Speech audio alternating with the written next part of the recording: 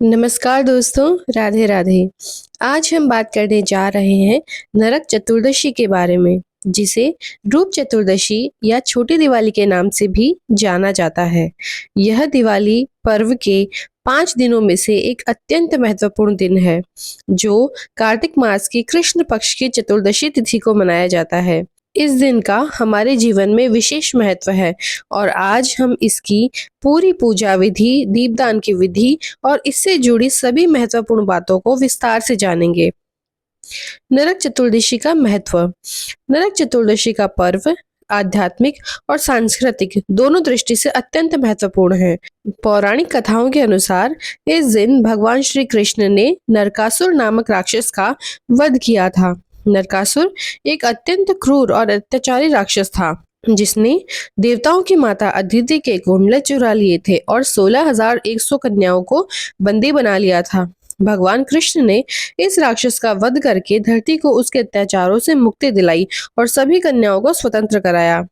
इस दिन को बुराई पर अच्छाई की विजय के प्रतीक के रूप में मनाया जाता है। मान्यता है कि इस दिन प्रातः काल स्नान करने से नरक से मुक्ति मिलती है और व्यक्ति के सभी पाप धुल जाते हैं। इसलिए इस दिन को नरक चतुर्दशी कहा जाता है। आइए अब जानते हैं इसे रूप चतुर्दशी क्यों कहते हैं। इस दिन को रूप चतुर्दशी भी कहा जाता है क्योंकि मान्यता है कि इस दिन प्रातःकाल तेल की मालिश करके स्नान करने से व्यक्ति का रूप निखरता है और त्वचा में विशेष चमक आती है। यह दिन सौंदर्य और स्वास्थ्य से भी जुड़ा है। प्राचीन समय से ही इस दिन विशेष स्नान की परंपरा रही है, जो शरीर और मन दोनों को शुद्ध करती है। नरक चतुर्दशी की पूजा विधि। प्रातः काल का विधान। नरक चतुर्दशी के दिन की शुरुआत ब्रह्म मुहूर्त में होती है। सूर्योदय से पहले उठकर सबसे पहले भगवान को प्रणाम करना चाहिए। इस दिन का स्नान अत्यंत महत्वपूर्ण माना जाता है। नरक चतुर्दशी पर अभ्यंग स्नान का विशेष महत्व है। इस स्नान की विधि इस प्रकार है। सबसे पहले तिल के तेल या सरसों के तेल को हल्का गर्म कर लें।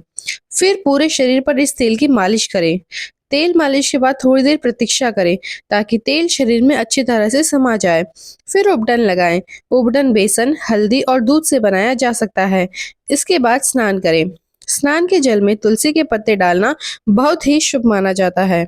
यदि संभव हो तो स्नान के जल में गंगा जल भी मिलाना चाहिए। स्नान के बाद स्वच्छ वस्त्र धारण करें। फिर पूजा स्थल को साफ करके वहां एक चौकी या पाटे पर लाल या पीले रंग का वस्त्र बिछाएं। इस पर भगवान श्री कृष्ण और माता लक्ष्मी की प्रतिमा या चित्र स्थापित करें।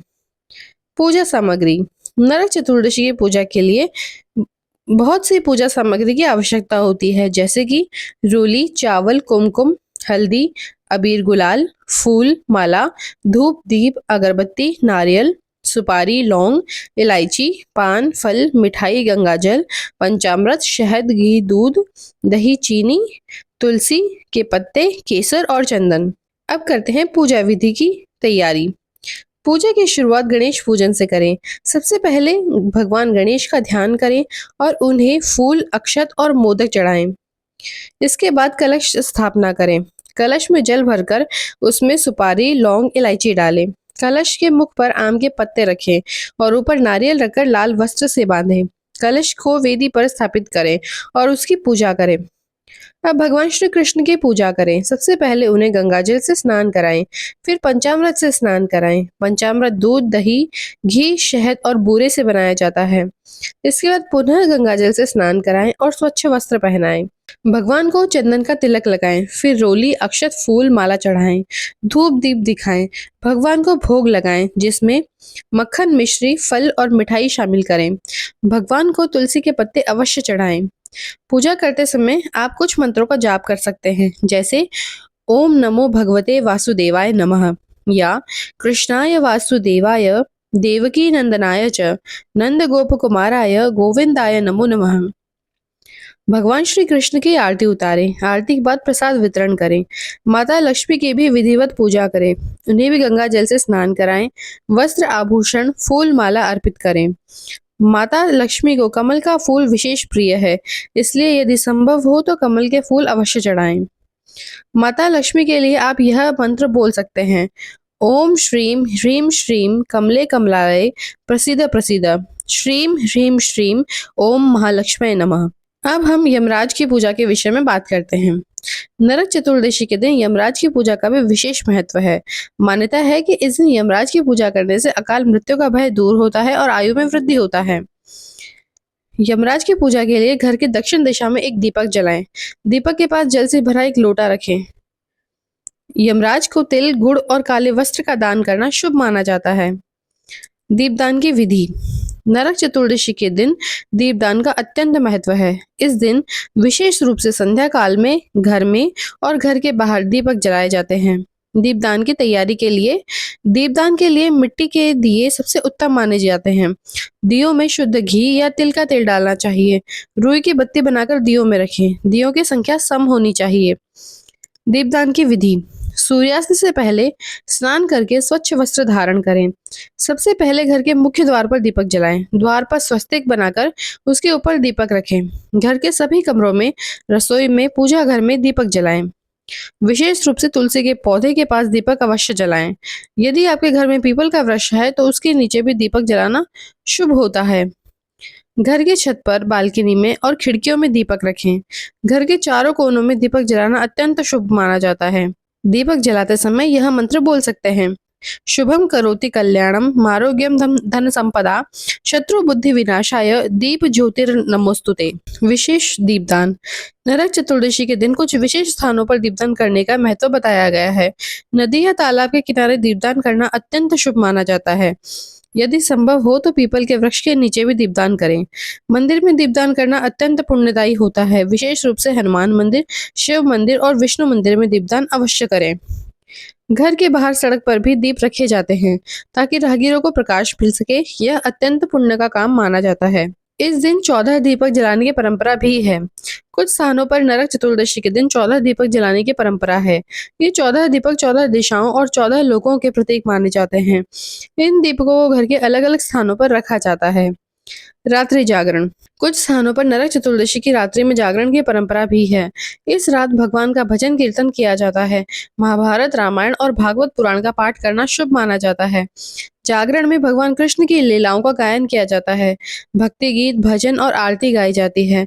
मान्यता है कि इस रात्रि में जागरण करने से समस्त पापों से मुक्ति मिलती है। नैवेद्य और भोग। नरक चतुर्दशी के दिन भगवान को विशेष भोग लगाया जाता है। भगवान कृष्ण को मक्खन, मिश्री, 56 भोग, पंजीरी, हलवा, पूड़ी, सब्जी और विभिन्न प्रकार की मिठाइयाँ अर्पित की जाती है। माता लक्ष्मी को खीर, पूड़ी, हलवा और मिष्टान का भोग लगाया जाता है। तुलसी के पत्ते को भोग में अवश्य शामिल करें। भोग लगाने के बाद प्रसाद का वितरण करें। प्रसाद सभी परिवार के सदस्यों और पड़ोसियों में बांटना चाहिए। दान का महत्व। नरक चतुर्दशी के दिन दान करना अत्यंत पुण्यदायी माना जाता है। इस दिन विभिन्न वस्तुओं का दान करना शुभ होता है, जैसे कि तिल का दान करना विशेष फलदायी होता है। तिल में यमराज का वास माना जाता है, इसलिए तिल का दान करने से आयु में वृद्धि होती है। घी, तेल, वस्त्र, कंबल, भोजन का दान करना चाहिए। गरीबों और जरूरतमंदों को भोजन कराना अत्यंत पुण्य का काम है। ब्राह्मणों को दक्षिणा, फल, मिठाई और वस्त्र दान करें। गाय को चारा खिलाना और गौ सेवा करना भी इस दिन विशेष महत्व रखता है। नरक चतुर्दशी के दिन जितना हो सके उतना समय भगवान के भजन, कीर्तन और पूजा में व्यतीत करना चाहिए। इस दिन व्रत रखने की भी परंपरा है। कुछ लोग पूरे दिन उपवास रखते हैं तो कुछ लोग फलाहार करते हैं। दिन में भगवान की कथा सुननी चाहिए। रामायण, भागवत या विष्णु पुराण का पाठ करना चाहिए। मंदिर में दर्शन के लिए अवश्य जाना चाहिए।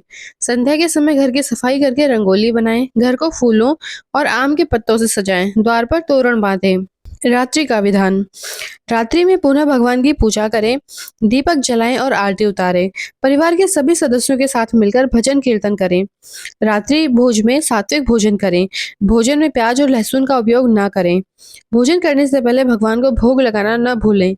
सोने से पहले घर के सभी दीपकों की जांच करें कि वे सुरक्षित रूप से जल रहे हैं। दीपकों को ऐसी जगह रखें जहां हवा से या अन्य किसी कारण से आग लगने का खतरा न हो। सावधानियां। नरक चतुर्दशी के दिन कुछ बातों का विशेष ध्यान रखना चाहिए। इस दिन किसी से झगड़ा या विवाद नहीं करना चाहिए। क्रोध और अहंकार से दूर रहें। सभी से प्रेम और सद्भाव से बात करें। इस दिन मांसाहार, मदिरा और किसी भी प्रकार के नशे से दूर रहें। झूठ न बोलें और किसी की निंदा न करें। दीपक जलाते समय सावधानी बरतें। दीपकों को ऐसी जगह रखें जहां वे सुरक्षित रहें। बच्चों को दीपकों से दूर रखें। तेल मालिश के समय ध्यान रखें कि तेल बहुत गर्म न हो। त्वचा पर किसी प्रकार की जलन या एलर्जी हो तो तुरंत डॉक्टर से परामर्श लें। नरक चतुर्दशी के लाभ। शास्त्रों में नरक चतुर्दशी के दिन पूजा और दीपदान करने के अनेक लाभ बताए गए हैं। इस दिन विधिवत पूजा करने से समस्त पापों से मुक्ति मिलती है, नरक का भय समाप्त हो जाता है और व्यक्ति को मोक्ष की प्राप्ति होती है। प्रातः काल तेल मालिश और स्नान करने से शरीर स्वस्थ रहता है और त्वचा में निखार आता है। सभी प्रकार के चर्म रोगों से मुक्ति मिलती है। दीपदान करने से घर में सुख समृद्धि आती है, माता लक्ष्मी की कृपा बनी रहती है और धन धान्य की वृद्धि होती है। यमराज की पूजा करने से अकाल मृत्यु का भय दूर होता है और आयु में वृद्धि होती है। परिवार के सभी सदस्य स्वस्थ और प्रसन्न रहते हैं।